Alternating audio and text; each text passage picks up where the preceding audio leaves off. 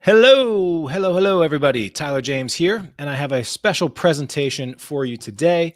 My guest today is the writer of comics, including The Last Ride of the Four Horsemen, The Absentee, Vicious Circus, and more. And he's the publisher of Inverse Press, which is celebrating its 10th year at the edge of comics culture, and has really made a name for itself over the past decade, publishing comics, graphic novels, anthologies, one-shots, and wrestling comics. So I'm pleased to have Kevin LaPorte here with us from Inverse Comics. How you doing, Kevin? Really great, Tyler. Thanks for having me on. Yeah, thanks so much for being here. And I'm excited to talk to you a little bit about what you got going on right now over on Kickstarter. You decided to not just blow out some candles on a little cupcake for yourself, but treat the anniversary of 10 years in independent publishing with a Kickstarter launch. Can you tell us a little bit about what you got going on there? Yeah, we didn't want to just celebrate emptily. We wanted to do something of substance for the people that have supported us for the past decade, and do something for us, honestly, something that we could enjoy. We have quite a few of our older comics still, some of them pretty rare at this point, some we only have 4 or 5 copies of, and we wanted some way to present that to our readers, to our Kickstarter backers of the last 10 years in a way that commemorated what we've accomplished and what they've helped us accomplish. So we came up with this idea of a 10th anniversary collector's box that features a lot of our Vicious Circus art, cover art by my partner Inverse Press, Amanda Rachels. Mm-hmm. And in that box, we're including a foil cover copy, a new edition of the very first regular size comic we ever produced called Clowntown Number 0, which is a precursor to Vicious Circus. And we're also including random rare items throughout the box. Throughout each box, either sketch cards by Amanda or one of our other art partners, Rando Dixon. There'll be maybe day one covers we had left over from previous campaigns, or cover variants, book plates that we had from those past campaigns. Lots of different things that we'll be dropping in at random to every box, and every box will get at least one item, but probably more. And then our reward tiers are filled with our back catalog for the past 10 years. People can select from Vicious Circus tiers that include mostly our Killer Clown based comic. They can select from our Witches versus Bikers voodoo comic from 2014 called Roadkill du Jour, Last Ride of the Four Horsemen, which we just finished up here back in April. So a lot of variety, a big chance to get a cool box with a lot of different Inverse Press books from over the years. Yeah, it's and so every box is unique in some ways. That's a pretty cool concept there, and a great opportunity to highlight probably some of the series that people have missed over the years, as well as some of the fan favorites, and a chance to put a new spin on some of your older stuff. And I like how you went all the way back to the first book that you guys put out. Let's go back even further. I'd love to hear, it's always interesting talking to creators. Everybody sort of has their own comic fan and comic creator origin story. What's yours, Kevin? Well, I remember as far back as probably 1976 buying Marvel comics off of spinner racks and little convenience stores in backwoods little country towns that I grew up in Alabama. Mostly Incredible Hulk or Spider-Man comics. I didn't discover the X-Men until the 80s. But when I did, that became my real reading passion. And I always wanted to make comics. Chris Claremont and those amazing stories that he wrote for Uncanny X-Men really made me want to write comics. And then I, of course, discovered Watchmen and so forth there in the mid-80s. But I didn't actually start writing comics and attempt to publish any comics until I was almost 40 years old, which is about 10 years ago. Amanda and I started tinkering around with just basic script ideas that she wanted to do for submission work. She's an artist. She wanted some small scripts to just do some submissions. So I wrote like a 8-page Doom Patrol script, I believe it was. We enjoyed it. It turned out to be fun and turned out to be a nice little story. And from there, we decided to do a web comic. We did a web comic called The Blind Eye back in 2009, the first part of 2010, like 64 slides. And right toward the end of that, we came across an online comic competition for amateur comics creators called Small Press Idol. And I think it happened for 1 year. We still have several close friends from that competition, but as part of that competition, we created a killer clown comic about killer clowns that protect children instead of eat them. We took it from on a different angle. They actually take down child abusers. Our clowns are sort of anti-heroes. And it was so well received. We were able to run a successful Kickstarter right after the contest ended. We ended up in second place. And we turned that 5 years later. We went back, relettered it, recolored it, remastered the whole thing, brought it up to professional standards, and renamed it Vicious Circus. And we've been going with that ever since. And a number of other projects that have spun off from that. Yeah. Wow. So you and Amanda have working together for over a decade then, huh? We have. Yeah. We've been actually producing content since probably late 2008. We've got some sort of concept stuff that we put together, never did anything with, but then we did the webcomic and it went from there. Yeah. Yeah. And so, 10 years in publishing, we're kind of in a completely different spot than we were 10 years ago. Like, do you remember when you first got rolling into this, were there certain concrete goals and when you think about like crowdfunding, Kickstarter was sort of just getting off out of the gates there and sort of getting out of the stumbling blocks. What were some of your goals when you started, and how have they sort of evolved and changed over time? They've definitely completely changed. I think as far back as being a teenager and up to the point that we started producing comics content, I think we wanted to work for the big companies. We wanted to, write the superheroes for the big two. And you quickly realize that's, even as far back as 2009, the sort of gatekeeping that goes on to even get submissions to those companies. And I'm not sure either one of them was actually taking submissions as recently as 2009. They were headhunting indie comics at that time. And I think that's what they still do. So it was kind of a fruitless endeavor to work toward working for those companies, but that was the dream. Yeah. That was absolutely the dream. But when we discovered through producing Clowntown, the comic that became Vicious Circus, that people liked it, they were interested in it, and Kickstarter shows up, and we did a small campaign for the first issue. I think we raised around $1,500 on that first campaign, but we were able to print some books off of that. And it was the first books that we printed on our own dime from something that we made from the ground up. And it really changed our perspective on our ability to build an audience and sell our comics ourselves. Yeah. Yeah. Really. And you guys got that first launch under your belt and you never really looked back. I was just sort of taking a look over at your Kickstarter page, and 46 launches over the past. So when was your first launch? It was way back. It was at the mid 2010, I think. It's rare that I see multiple pages on a Kickstarter profile. So yeah. And I love this because, just getting started, the idea, prior to Kickstarter, and a lot of people take this stuff for granted. And sometimes we see these $50,000 launches or $100,000 launches, we kind of take it for granted. But the idea, back in 2015, even then it was still kind of exciting that you could, with the support of 34 fans, raise, $1,300+ that's huge. And do that from the comfort of your own home has always been a pretty amazing thing to me. So that got you started. I mean, so that's quite a clip of launching Kickstarters. What have you done to sort of streamline your systems in order to be able to, launch that prolifically on the platform?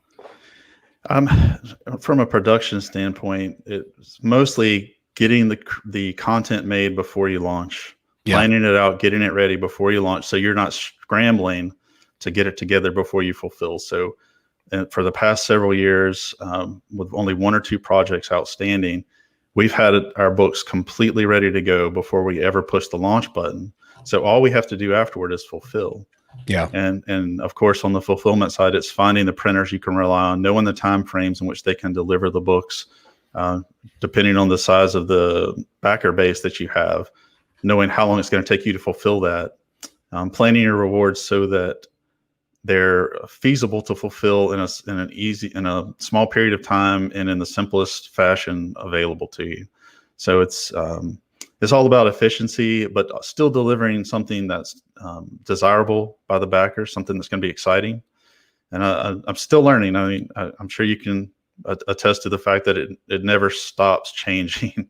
You keep growing and learning with every campaign. Yeah. And is this the first time you guys are offering a collector's box? It's the first time. Yeah. So, and I'll be honest, some people have asked me, and, I've had 20 launches over the years. Like, what, how do you keep it fresh? How do you keep that enthusiasm up? And part of it is just trying new stuff, offering new things to backers, trying new ways to get your message out there. And so, it's great to see that after, 40 plus launches, you're still trying stuff and putting new things out there. Tell me a little, so it seems like, you guys made a pivot, or at least a switch to help differentiate Inverse Press a little bit by doubling down on wrestling comics. How did all of that come about, and what do you sort of see as part of the reason there's such an appeal for that there is a pretty decent genre in the comics world for wrestling comics? Where did that come from? Well, one of our frequent backers, actually, back in, it was 4 years ago, so I guess around mid 2016, John Krauther, who writes all of those wrestling comics. I edit those and publish them, but he actually interviews the wrestlers and writes those books. He came to me with the idea of doing a biographical wrestling comic on the wrestler, the classic heel Nikolai Volkov, the Russian heel. And he had become friends with Nikolai, and Nikolai was interested in producing a biography for himself. And so he showed me the art. He got Dale Barris to draw it. Dale is a classic Marvel artist. He drew Conan the Barbarian in the 70s, was part of the creative team on Death's Head 2, the Marvel UK book in the early 90s. And I liked what they had put together. So we decided to try Kickstarter. It did $4,000 out of the gate, more than doubled the goal we put on it. And it was something that I enjoyed doing, that found an audience, and it's kept an audience. And John keeps meeting other wrestlers that are interested, and they sign on. All those books are fully authorized. They completely involve the wrestlers in their creation. They're all completely factual in terms of how they're presented from the wrestler's point of view. And, I think the appeal of those books is, and this is something the wrestlers will echo, is that the wrestlers are the sort of de facto superheroes. They're larger than life. They've got these physiques, and their fighting styles are larger than life. Their personalities are certainly larger than life. So I think it aligns pretty well with the world of comics because of the kind of bombastic way they're presented. Yeah. And I mean, the plot lines, and if anybody, if you watch wrestling, and it's been a while since I've been really in into the wrestling world, but half of it's wrestling and half of it's the drama and the side stories and the storylines and the who's beefing with who. But yeah, I mean, it does lend itself to great stories, and I know, behind the scenes, those guys living a crazy life on the road, they all have stories. Yes. Yeah. And we're preserving that little piece of Americana in those biographical comics. And in fact, we collected so many of them that we created the comic book Encyclopedia of Pro Wrestling back here a few months ago. John had the idea to make it, I almost wanted to do a compendium, like a trade paperback. Yeah. But he came up with the idea of calling it an encyclopedia. So I actually wrote encyclopedia articles for about 20 different wrestlers that we spliced into the book between the comic pages. And it turned into a really nice product that we're really proud of. And we're going to continue to produce going forward. Now, were you a longtime wrestling fan? I am a second generation wrestling fan. My mother is she's super proud of this effort. So it's gotten me a lot of points with my mom. But I've watched wrestling either of my own choice or my mother's choice since the late 70s. Oh wow, yeah. So that's a great blend of your talents, your passions. So I love it, Yeah. and sort of filling a gap in a niche in the industry. Are there any upcoming wrestling related projects that we should keep an eye out for?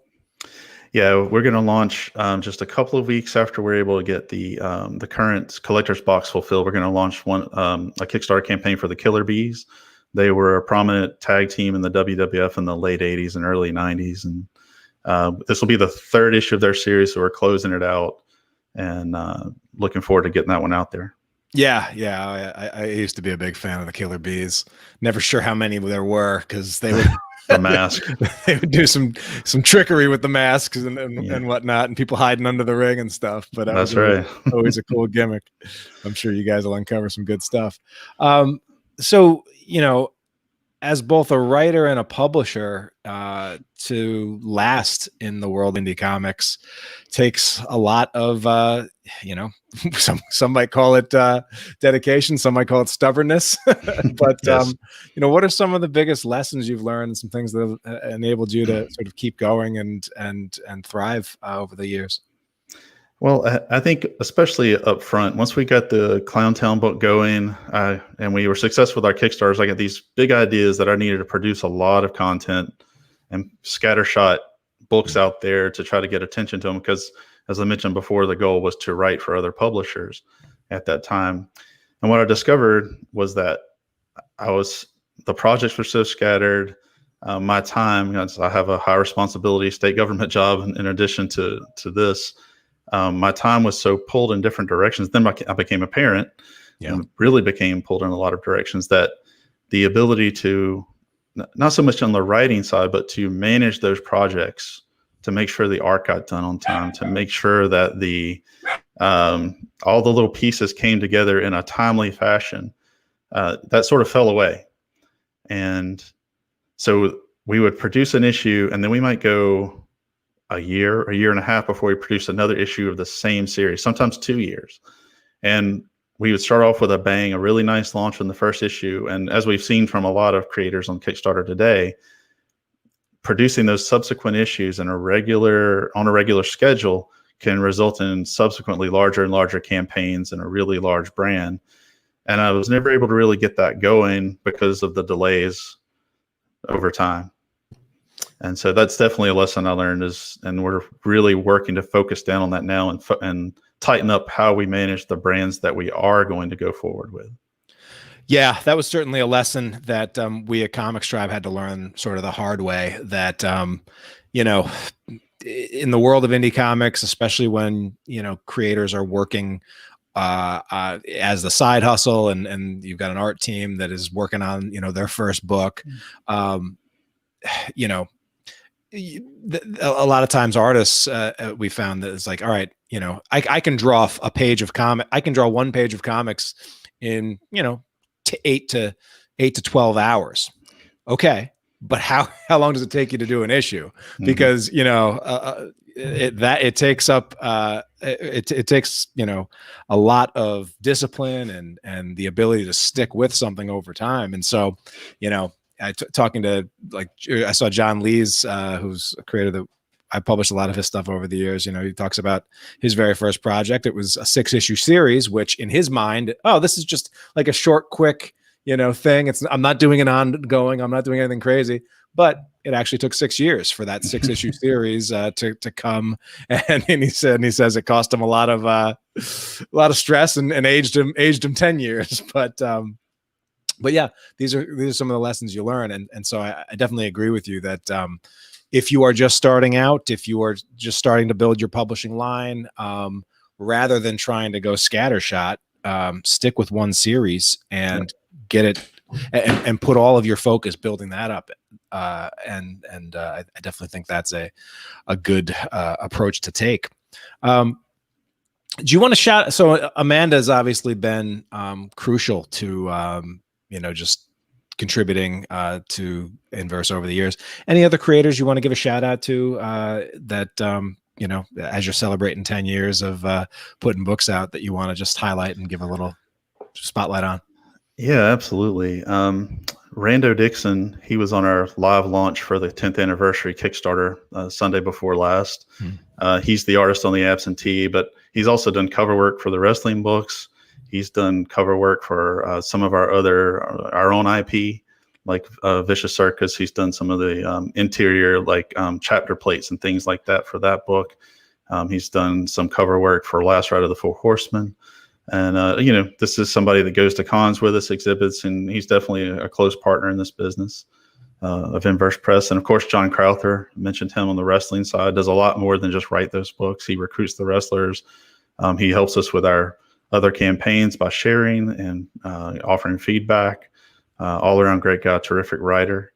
Um, Unfortunately, Nathan Smith, who drew the first few issues of Last Ride of the Horseman, passed away a couple of years ago. But we are still putting out art that Nathan produced for the wrestling line as covers that he did before he passed away. And just amazing photorealistic digital painting, just gorgeous pieces of artwork. We really miss Nathan. He was a huge part of this on the design side and on the front end creative side.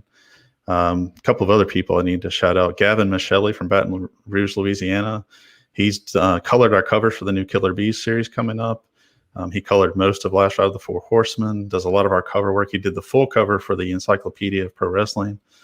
And I'm sure there are other people that I'm not thinking of at the moment, but that's our core group. And Amy Rachel's, Amanda's sister, has flattered almost every page of Vicious Circus and some of our other books since day one back in 2009. So we definitely wouldn't be anywhere without her. Yeah, wow. Flatters are often the unsung heroes in the comics, but they keep the machine going, and it is time consuming work. So good to give some love to a flatter.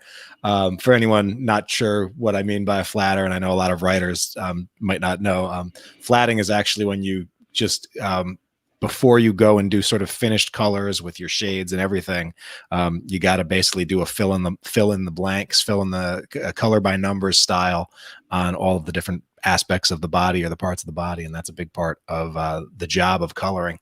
So this is great. What are some areas of growth or goals or things that you have for the next 10 years? And obviously I say this with the caveat that we don't know what's coming, and obviously 2020 has told us one thing of how silly it can be to make plans. But that being said, what are some things that you're hoping to do in the second decade of your publishing life? Well, we're definitely adjusting our focus and our scheduling onto just a few brands. So from the Inverse Press side of things, Vicious Circus, Last Ride of the Four Horsemen are going to be our core two books that we're going to go forward. Both have done really well, and we're going to isolate the Inverse Press books down to that. The absentee will be finished in the next year, and then we'll add it as we get these other two rolling on a regular schedule. We're hoping to put out 2 48-page volumes a year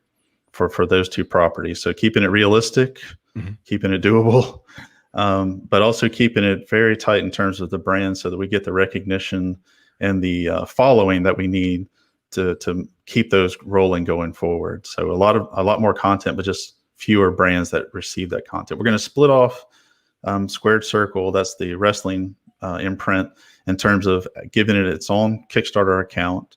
I saw some of the things you've been going through you talked a little bit about splitting your account for the Seas for Cthulhu brand. I saw some of that you talked about, trying to learn from that, but just so that we can not be so dependent on fulfillment of an Inverse Press property before we launch a Square Circle property, and vice versa. But again, that's one that that'll allow us to keep those distinct, to give them their own branding, their own audiences, and to cater to those audiences specifically for what they want. Yeah, so we had Amanda in here talking about putting the whole family to work, and Richard says, surprised the little one hasn't started writing yet. Bet she would put out some killer work. So It is a family affair a lot of times on the back end of things here. She's pretty much started writing. Hers are just oral presentations at this point. She's not far away from it. Yeah. It's I definitely do a thing with my boy where I will just he asked me to tell him a story every night, and so I just basically will freestyle a story every night. But sometimes I will just turn it into like almost a Mad Libs, where I will just stop and let him fill in the blank, and we see where it rides. But it's mostly just so he can take over some of the scripting duties here at Comics Tribe in 10 to 15. Well, what so this campaign, it's going to run, let's see, we have ends on Sunday. 5 days to go. Ends on Sunday. Already doubled your goal, but yep. I'm sure you'd love to get a lot more collectors boxes into fans' hands. If there was sort of one book or one thing that like you would be most proud to get people to check out, is there anything in particular you want to highlight from the catalog? Yeah, definitely the Vicious Circus books. That's where our heavy focus is going to be going forward, but also it's the book that gets the most response from readers when they come to our table at a con, when they check it out on Comixology or Webtoons, wherever they find Vicious Circus, we get a huge response. We get feedback from people. They come back to the table to tell us how much they enjoyed the read, how much, and is there another book? Yeah. Because they want more of those characters, more of that storyline. And so that's definitely one I would recommend. It's the nearest and dearest to our hearts too. It's where we got started, and it's held up over the years. And it's not one where I look back and cringe thinking, wow, what was I thinking? So you have first edition and second edition. Are those just two different covers, or are they the same, or are they two different series? It's two different covers, but they each have two different 8-page short stories in them. The first edition, we only have 14 copies left, and fewer than that because a lot of them have been claimed already, but we do have a few left in one of the tiers. The second edition, we have plenty of. That was the most recent print run, so we have plenty of the second edition. Great. Yeah, so we'll definitely encourage people to check that out. Besides the Kickstarter, I know you've got an Inverse Press website set up, and it looks like you're going to be breaking wrestling out into Squared Circle.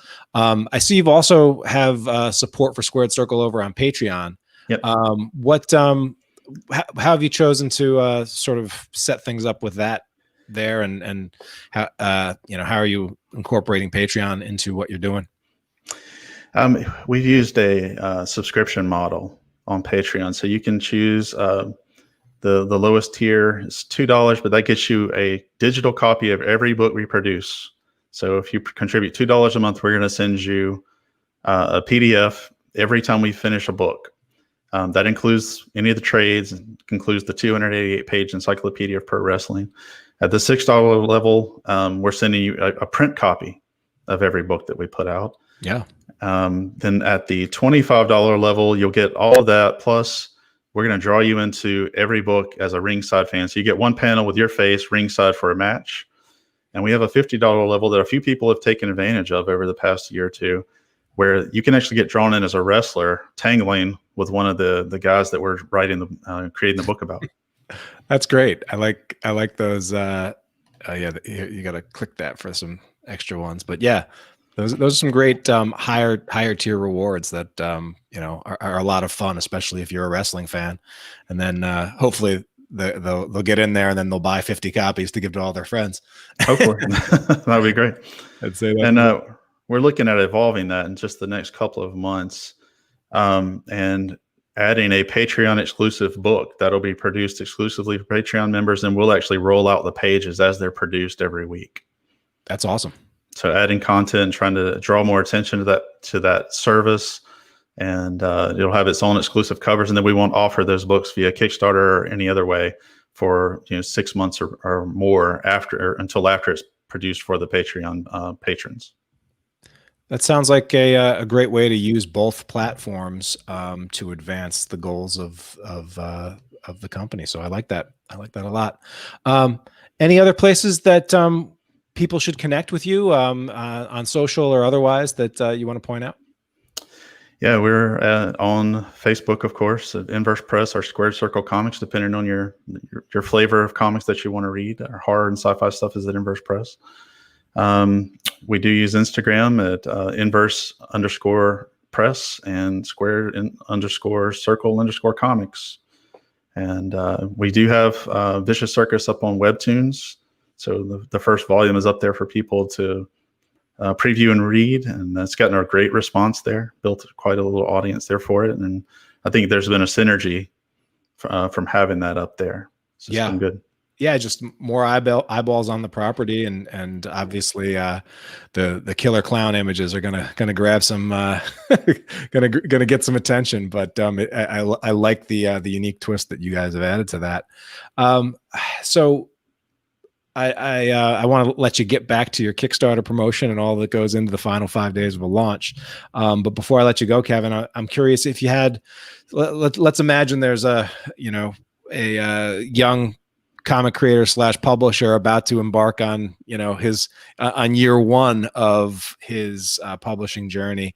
One final piece of advice or just tip for them to get started so that they can enjoy 10 years of success as well. Keep it simple when you first get started. Don't go create your Lord of the Rings or your Dune series right up front. Figure out how to write and have art produced for, or produce art and have a script written for an 8-page story, a 4-page story, something to show you how to do it. Because every little piece of making comics is complicated in some way. Lettering is one of the most complicated things that people don't think about. You have to learn how to do that and be good at it. We've had to go back and re-letter and recolor comics that we did the first few years to bring them up to the standards that we want at this point. But keep it simple. Allow yourself time to learn and grow. Don't try to be Stan Lee in 4 months. And don't throw a lot of money around. That's something that's easy to do on marketing, on websites, on the front end. Learn and then cautiously advance in your craft and in your outlay of cash as you are gathering up other resources and getting yourself ready to actually enter the world of publishing. It's easier than ever to do it, but you want to be prepared. You want to have your product and your skills where you want them to be. And the best way to do that is to keep it simple. I think that's absolutely great advice. The Inverse Press 10th Anniversary Collector's Box is going to be up there for the next 5 days, so catch it if you can. And if not, I'm sure you'll be able to get versions of these books over on the Inverse Press website. Thanks so much for sharing your insight and time with us, Kevin, and I appreciate having you here. Anytime, Tyler. Thank you. All right, and thanks to everybody else for watching. I can't wait to see what you all launch next. Take care now.